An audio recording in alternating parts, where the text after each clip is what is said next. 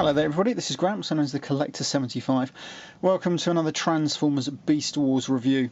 For this one I've got Transmetal 2 SCOURGE. This is a figure actually, I was just rummaging around in some loose toys the other day, and I found this one, and I thought, well, do you know what, I'm going to do a review on this one because it is a great figure, and there's a number of reasons.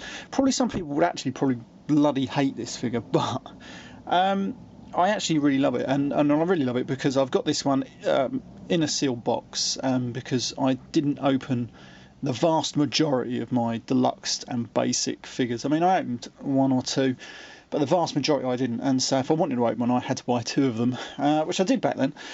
And this brings me to a point when you see about nowadays. I mean, I notice that people, especially people like Skullgreen 140 and Gerard Wolfgang 1 to a certain extent, and probably a number of other people, and myself included, you know, you really are contemplating just not buying Transformers anymore, not until they start bringing out something that you really consider value for money. And you think this was a deluxe sized toy back in, when this came out, was this about 1997-ish, give or take, maybe probably about 98 stroke 99, somewhere around then actually. So this is a deluxe sized toy. Brilliant. Look at it. I mean, look at all the chrome paint it's got on it, all the plastic. I mean, there's tons of plastic. This is almost a borderline Voyager sized toy, but this is actually a deluxe. And let's bring on a deluxe sized toy from today. This is at the moment it seems to be my comparison figure, really. This is my Fall of Cybertron Shockwave, and this is the deluxe sized toy. And in this mode, you're probably not going to see a lot of difference, but this is actually so much smaller, especially the amount of plastic they've used, because obviously on this you've got a lot of hollow panels, like in his legs and everything like that. And so, you know, they just seem to be not bothering as much these days. And to be honest, especially some of the figures, it's like I went down to Tesco's yesterday, and I was having a look, and I saw the new Prime Dreadwing figure, for example, and I looked at it and I thought, well, they don't look too bad.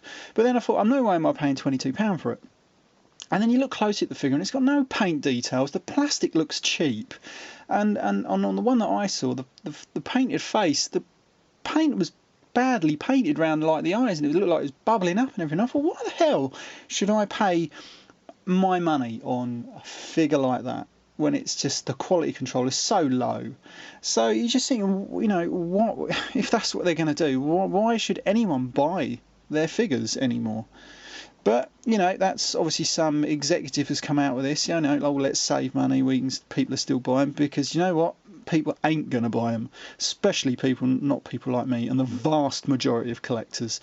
Yeah, people might still buy them for their kids, but do you know what's going to happen to those kids? Those kids are going to think, well, this is just a piece of crap. And yeah, they'll have it, but they'll just throw it away and think no more of them. There's no resale value, as in that they'll want to buy more of the figures, because they'll just think it's a piece of shit. But when you had figures like this, and let's get back to this figure because that is what this video is supposed to be about. This is just amazing. The detail they put into it. I mean, you're not going to really pick it out. This actually figure is a bad one because of its age. You can see the vacuum metallized paint there. All the chrome paint is actually now peeling off. So it's a bit bad. You can probably see a little bit there on the abdomen. I think it was with thorax. I'm not quite sure what it is on an insect like this. But these were brilliant toys. I mean, if you bought this, you know, there's loads more toys like this, and you think, wow, I've just got to get them because they're brilliant. You know, like Jawbreaker, looks a great toy, and it actually got a repaint into a really cool one. I can't think what his name was now. Frostbite. There we go. And that looks really good. I don't have that one, but I would like to get it. But it's just one of those things. Whenever I see it, I never usually got the money. But anyway, that aside, this is a fantastic toy. Some people probably won't actually like this for the simple reason, it's obviously this beast, and it's just got these long legs everywhere. It does have a gimmick. You can see this weird, coming out, sort of plungerish thing on the back here. You're supposed to push that. The wings will sort of flip forward, but it's hard doing it because your hands will end up getting in the way of the bloody wings. But anyway, what happens is you push that, they're supposed to rotate forward because they're on a spring mechanism, and then you can see this part here, it will hit that, and then this will fire the weapon. I'm going to do it over here though, because it's a bit shit. Like that, and it fires out. He does have another one on the other side, but these also can be used as strange little swords, but on the other side it is mainly just used for storage, so you don't get the gimmick on that side.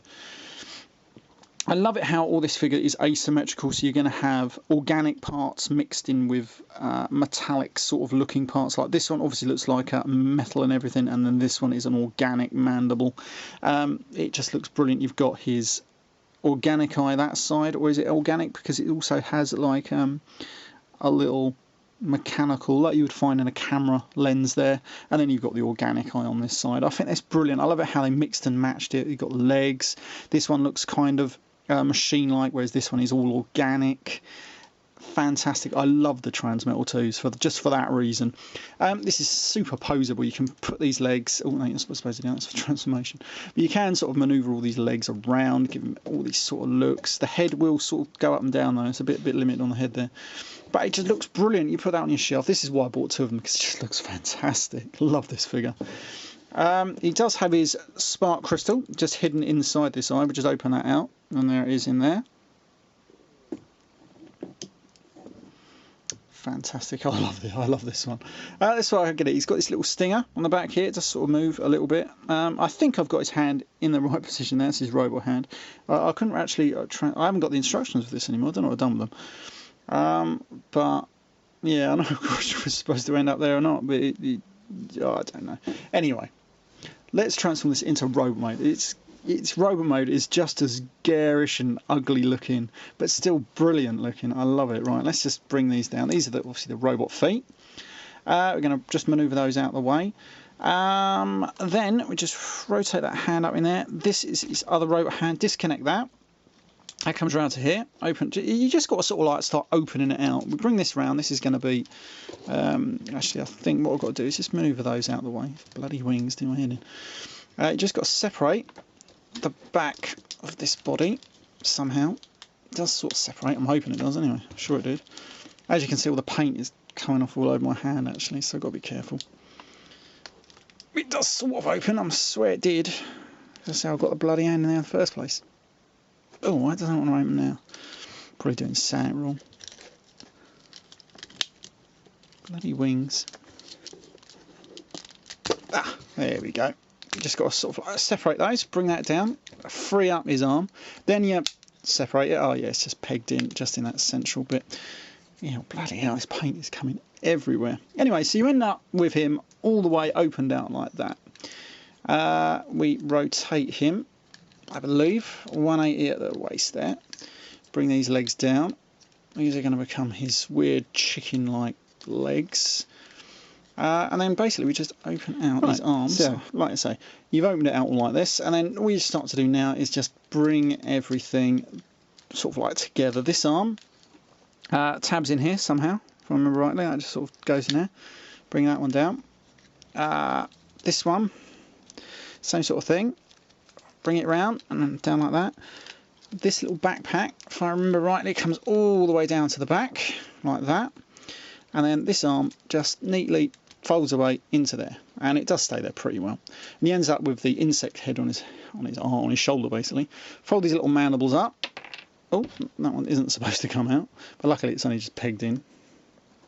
So you can sort of put it in like that. That'll do.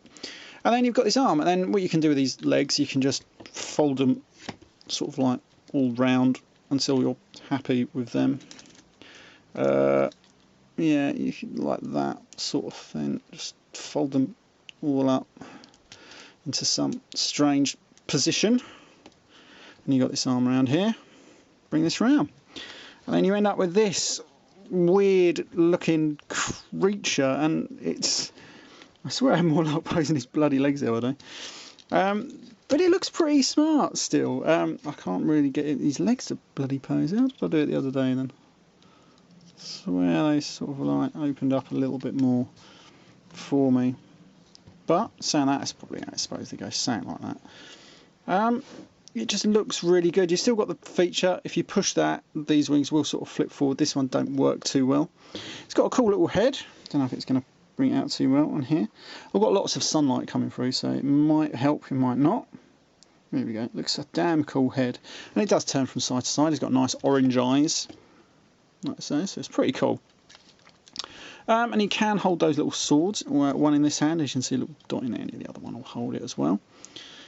But that is Deluxe Transmetal 2 Scourge, and if I could just sort his poxy legs out so he stands out a little bit more, he would look even better.